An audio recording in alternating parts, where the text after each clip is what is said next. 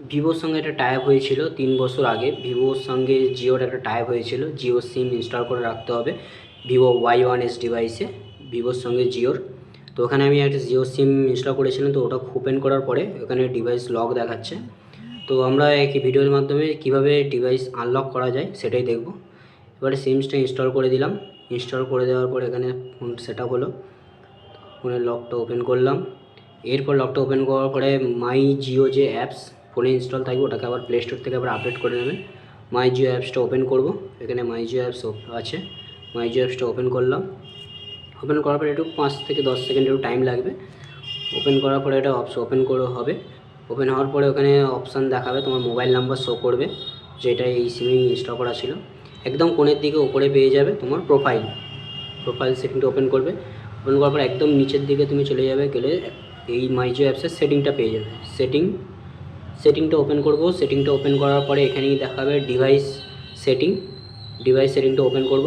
Device সেটিংটা open করলে ওখানে click দেখাবে আনলক ডিভাইস, মানে যে জিও থেকে ভিভোর যে টাই আপটা ছিল সেটা আনলকের মেন প্রসেসে চলে এলাম।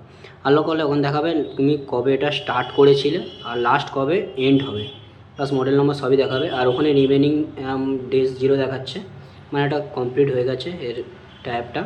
তো এখানে দেখাবে কীভাবে তুমি কত অ্যামাউন্ট কি পেমেন্ট করতে হবে।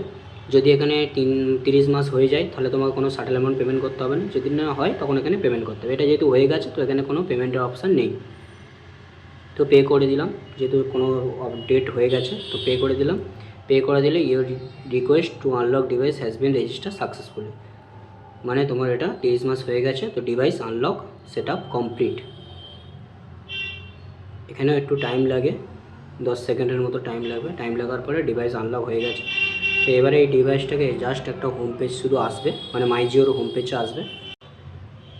এরপর আমরা একটা ট্রাই করব যে সিমটা ওপেন করে দেখব যে ফোনটা আর লক হয় কি না। দেখুন সিমটা ওপেন করা হয়ে গেল। সিমটা ওপেন করতে দেখছি ফোনটা আর লক হচ্ছে না, মানে এটা পুরোপুরিভাবে আনলক হয়ে গেছে। জিওর সঙ্গে ভিভোর যে ট্যাব ছিল সেটা পুরোপুরিভাবে আনলক কমপ্লিট। Thank you.